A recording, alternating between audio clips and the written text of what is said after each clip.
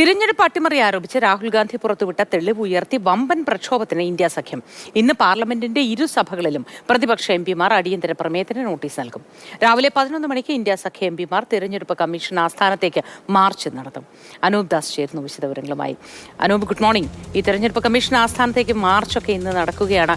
പ്രക്ഷുബ്ധമായ അന്തരീക്ഷം തന്നെയായിരിക്കുമല്ലോ സഭയ്ക്കുള്ളിലും. വിശദവിവരങ്ങൾ എന്തൊക്കെ? അതെ, ഈ അടുത്ത കാലത്ത് ഇന്ത്യ കണ്ട വലിയ പ്രക്ഷോഭങ്ങളിൽ ഒന്നാക്കി ഈ തിരഞ്ഞെടുപ്പ് അട്ടിമറി മാറ്റാനുള്ള ഒരുക്കത്തിലാണ് ഇന്ത്യ സഖ്യമുള്ളത്. എന്തായാലും ഇന്ന് 11 മണിക്ക് മാർച്ച് നടത്തും. അതിനു മുൻപ് തന്നെ സഭയിൽ ഇരുസഭകളിലും അടിയന്തര പ്രമേയത്തിന് നോട്ടീസ് നൽകും. ഇപ്പോൾ CPM MP കെ രാധാകൃഷ്ണൻ അദ്ദേഹമുണ്ട്. അത് നമസ്കാരം. നമസ്കാരം. ഇന്ന് എങ്ങനെയാണ് ഈ സമരത്തെക്കുറിച്ച് ആലോചിക്കുന്നത്? കുറച്ച് ദിവസമായിട്ട് നമ്മുടെ പാർലമെന്റിൽ ഈ SIR-മായി ബന്ധപ്പെട്ടുകൊണ്ടുള്ള വലിയ രീതിയിലുള്ള പ്രക്ഷോഭമാണ് പ്രതിപക്ഷത്തിൻ്റെ ഭാഗത്ത് ഉയർന്നത്. SIR പാർലമെന്റിൽ ചർച്ച ചെയ്യണം എന്നുള്ള ആവശ്യമാണ് ഉന്നയിച്ചത്. പക്ഷേ അത് നിഷേധിക്കുന്ന നിലപാടാണ് ഗവൺമെൻറ് തുടർച്ചയായിട്ട് സ്വീകരിച്ചുകൊണ്ടിരിക്കുന്നത്. അതുകൊണ്ട് തന്നെയാണ് ഇന്ന് പാർലമെന്റിൽ വിഷയം ഉന്നയിക്കുകയും ചർച്ച ചെയ്യപ്പെട്ടില്ലെങ്കിൽ ഇലക്ഷൻ കമ്മീഷണർ ഓഫീസിലേക്ക് മാർച്ച് നടത്തണമെന്ന് തീരുമാനിച്ചിരിക്കുന്നു. ഈ കഴിഞ്ഞ ദിവസങ്ങളൊക്കെ പരിശോധിക്കുമ്പോൾ ഇന്ന് അങ്ങനെ ഒരു ചർച്ച നടക്കാനുള്ള സാധ്യത തീരെ കുറവല്ലേ അല്ലേ? തീർച്ചയായിട്ടും അഡമൻ്റായിട്ടുള്ള നിലപാടാണ് ഗവൺമെൻറ് സ്വീകരിക്കുന്നത്.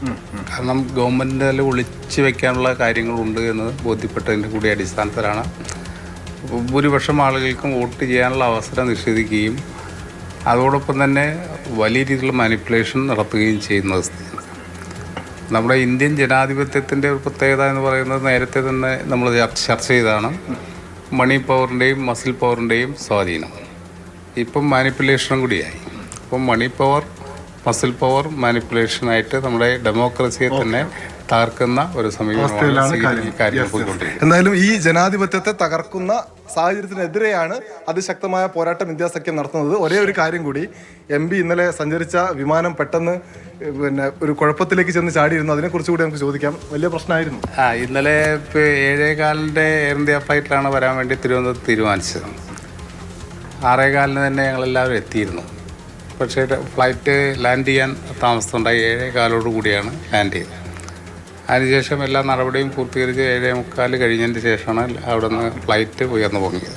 ഈ പൈലറ്റിൻ്റെ ഒരു മനസാന്നിധ്യം ഭയങ്കര മണിക്കൂറിന് ശേഷം പൈലറ്റ് ഒരു അനൗൺസ്മെൻറ്റ് നടത്തി റഡാർ സിസ്റ്റത്തിൽ നിന്നും നമ്മൾ അപ്രത്യക്ഷമായിട്ടുണ്ട്. അതുകൊണ്ട് രാധാകൃഷ്ണൻ MP-യാണ് മാതൃഭൂമി ന്യൂസിനോട് സംസാരിക്കുന്നത്. അദ്ദേഹം പറഞ്ഞത് ഈ വോട്ടർ പട്ടികയിലുണ്ടായ വോട്ട് തിരിമറിയുമായി ബന്ധപ്പെട്ട് ഇന്ന് നടത്തുന്ന പ്രക്ഷോഭം, ഇലക്ഷൻ കമ്മീഷൻ ആസ്ഥാനത്തേക്കുള്ള മാർച്ച് തുടങ്ങിയതിൻ്റെ വിശദവിവരങ്ങൾ, ഒപ്പം അദ്ദേഹം ഇന്നലെ സഞ്ചരിച്ച വിമാനത്തിൽ അടിയന്തരമായി ലാൻഡ് ചെയ്യേണ്ടി വന്ന സന്ദർഭത്തെക്കുറിച്ച്, അനിശ്ചിതാവസ്ഥയെക്കുറിച്ചുമാണ്